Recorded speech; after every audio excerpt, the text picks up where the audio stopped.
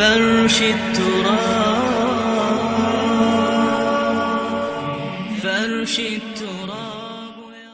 اچھا، محبت کے حوالے سے میں تو یہ عرض کروں گا کہ ایک اصول ذہن میں رکھ لیا جائے کہ محبت جب بھی کی جائے کسی سے بھی تو اللہ پاک کی ذات کے لیے کی جائے. یعنی ہم نے رشتہ داروں سے، والدین سے، دوست احباب سے، جس سے بھی محبت کرنی ہے تو جن سے محبت کرنا جائز ہے،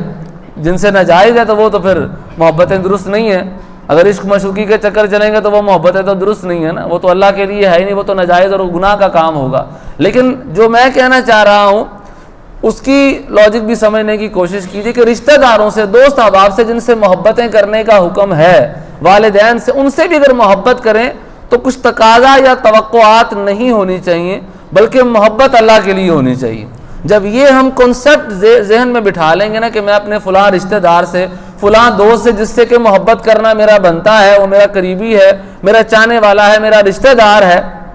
اب اس سے اگر آپ محبت اللہ کے لیے کریں گے نا پھر توقعات کوئی نہیں ہوں گی. پھر لڑائیاں جو رشتہ داروں میں ہو جاتی ہیں نا کہ مجھے شادی کی دعوت پہ نہیں بلایا، مجھے فلاں نہیں کیا، بلکہ شادی کی دعوت پہ نہ بلانا تو شاید میں نے بڑی بات کر دی ہے. یہ بھی شاید ہوتا ہوگا، دعوت تو دی ہے لیکن کارڈ نہیں بھیجا، اور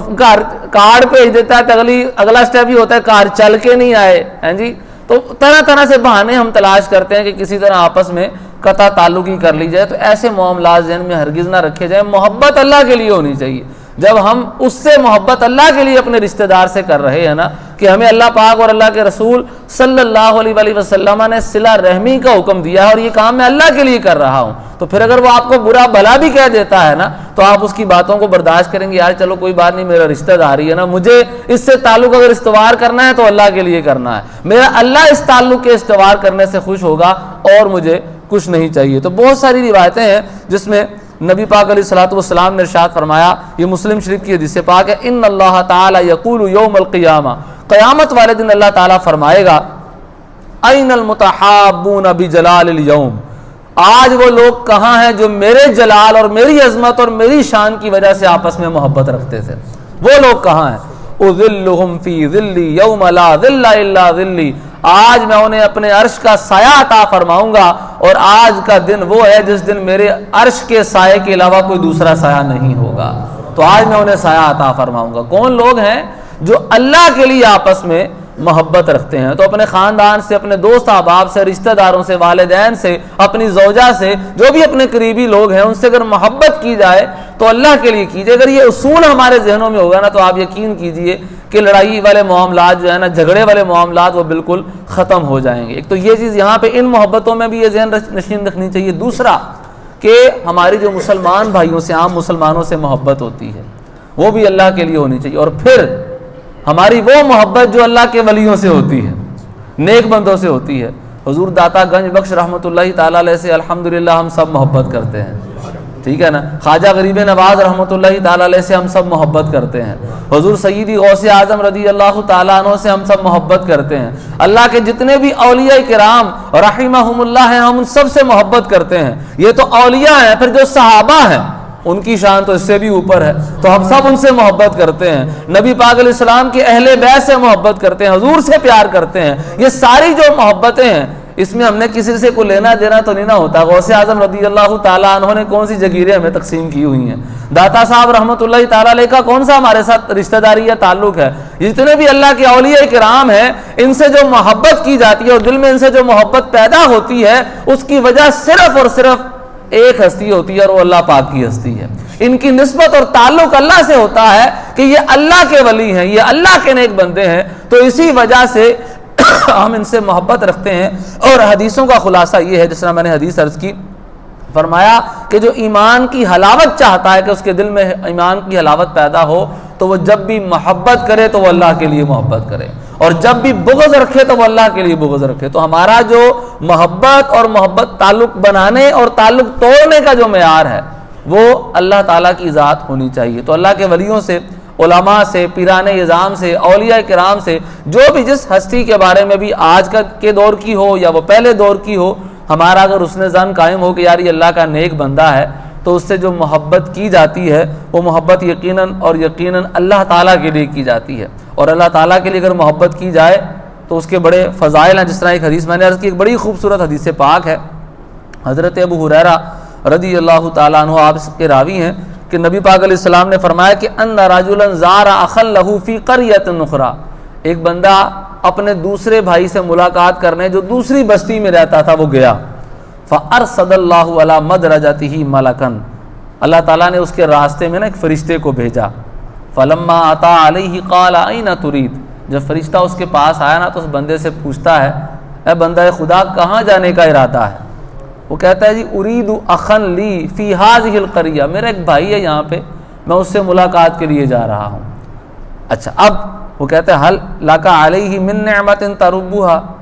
کیا کوئی تو تیرا اس پر تجھ پر اس کا کوئی احسان ہے جس کا تو بدلہ وغیرہ چکانے جا رہا ہے، یا کوئی اور مسئلہ ہے، کوئی آپس میں کوئی ایسا ریلیشن ہے جس کی وجہ سے تو اس کے پاس جا رہا ہے، کوئی بدلہ اتارنے جا رہا ہے کہ وہ تیرے پاس آیا تھا اب تو اس کے پاس جا رہا ہے، یا اس نے تجھے کچھ دیا تھا اب احسان کا بدلہ اتارنے کے لیے تو اس کے پاس جا رہا ہے؟ وہ کہتا ہے نہیں، غیر انی احبہ فی اللہ، وجہ صرف یہی ہے کہ میں اس سے صرف اللہ کے لیے محبت رکھتا ہوں۔ یہ بات زیادہ صادق آتی ہے اس وقت جب ہم کسی ذکر کی محفل میں جاتے ہیں، کسی عالم کا بیان سننے، کسی اچھے بندے کی بات سننے، اپنے ذکر والے جو بھائی ہیں نیک لوگ ہیں ان کے پاس بیٹھنے کے لیے جاتے ہیں، یا کسی پیر صاحب یا مرشد یا کوئی بھی اچھا اللہ کا ولی ہے کوئی جس کے بارے میں ہمارا گمان یہ ہے، جب اس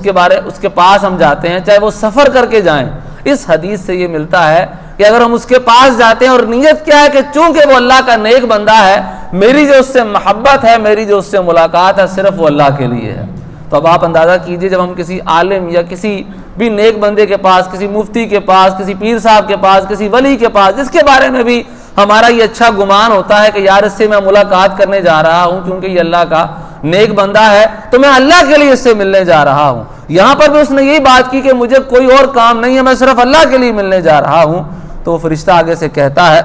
فَإِنِّي رَسُولُ اللَّهِ إِلَيْكَ إِنَّ اللَّهَ قَدْ أَحَبَّكَ كَمَا أَحْبَبْتَهُ فِيهِ، وہ فرشتہ کہتا ہے میں اللہ کا بھیجا ہوا فرشتہ ہوں، بے شک اللہ تعالیٰ بھی تجھ سے اسی طرح پیار کرتا ہے جس طرح تو اس اللہ کے بندے سے پیار کرتا ہے۔ جی تو یہ اللہ کے بندے اللہ کی بارگاہ میں بڑی شانوں والے ہوتے ہیں، بڑی عظمتوں والے ہوتے ہیں، ان کا پیار ہی اللہ سے ملاتا ہے، ان سے محبت کرنا ہی اللہ سے تعلق استوار کرتا ہے۔ جب آپ اللہ کے لیے کسی سے محبت کرتے ہیں، پیار کرتے ہیں اور تعلق آپ کا اللہ کے لیے ہو تو اللہ پاک بھی اس تعلق کی بنا پر خوش ہوتا ہے۔ ایک بڑی خوبصورت حدیث پاک ہے، ابو ادریس خولانی یہ کہتے ہیں کہ میں مسجد دمشق میں گیا، دمشق کی جامع مسجد میں گیا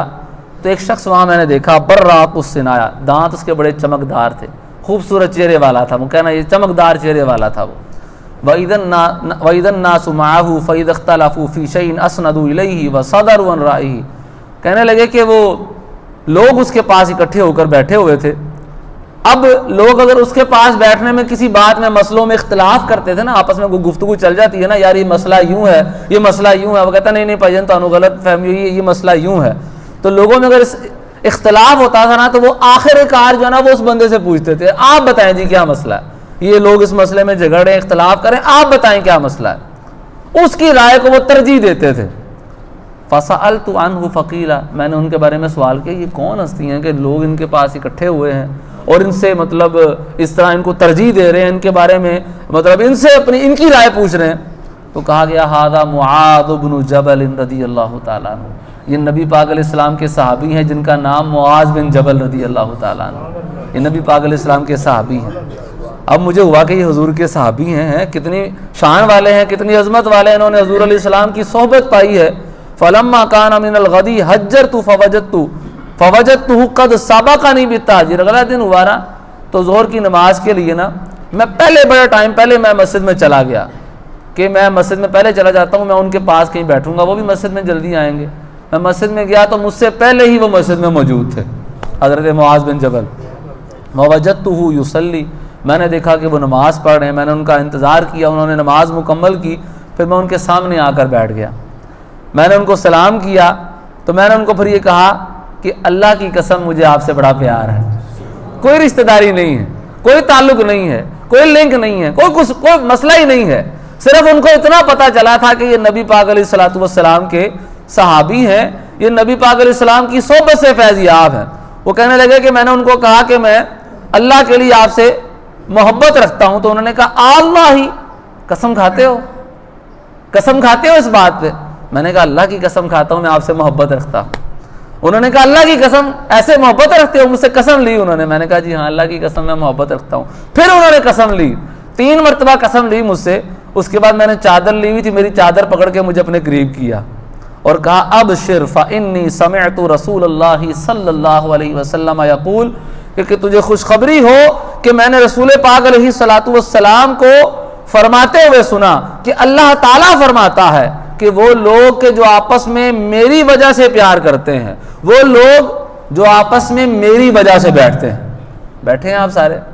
ٹھیک ہے نا؟ بات سننے کے لیے آئے، کوئی لنک تعلق ہے آپس میں، کوئی میرے ساتھ کسی کی رشتہ داری ہے؟ یہاں میری اگر بات سننے آئے تو میری بات تو نہیں ہے، میں قرآن و حدیث ہی سنا رہا ہوں کہ پتہ دین کی کوئی بات ہوگی تو ہم بھی سن لیتے ہیں۔ آپ لوگ جو یہاں بیٹھے ہیں وہ رشتہ داریوں کی وجہ سے نہیں بیٹھے، وہ اللہ کے لیے بیٹھے ہیں۔ یہاں جو میرے پاس آ کے سننے کے لیے بیٹھے ہیں وہ بھی کسی رشتہ داری کی وجہ سے نہیں، وہ اللہ کے لیے بیٹھے ہیں۔ اور جب ہم فرمایا کہ وہ لوگ کہ جو آپس میں اللہ کے لیے بیٹھتے ہیں، اللہ تعالیٰ فرماتا ہے، اور اللہ تعالیٰ فرماتا ہے میری وجہ سے وہ آپس میں بیٹھتے ہیں، محبت رکھتے ہیں، اور میری وجہ سے وہ اپنا مال خرچ کرتے ہیں، فرمایا ان لوگوں کے لیے میری محبت بھی واجب ہو جاتی ہے، میں بھی ان سے بڑا پیار کرتا ہوں۔ اچھا، ایک روایت میں یہ فرمایا اور دوسری روایت میں فرمایا، یعنی یہی واقعہ ہے اور حدیث کی کتاب دوسری ہے، اس میں راوی دوسرے ہیں، اور وہ یہ کہتے ہیں کہ انہوں نے یہ فرمایا حضرت معاذ بن جبل رضی اللہ تعالیٰ عنہ نے کہ اگر تو سچا ہے نا اپنی بات میں تو تجھے خوشخبری ہو کہ میں نے نبی پاک علیہ السلام کو یہ فرماتے ہوئے سنا کہ المتحابون فی اللہ فی ظل العرش یوم القیامت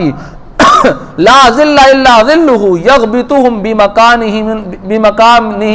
النبیون والشہداء۔ فرمایا کہ تجھے خوشخبری ہو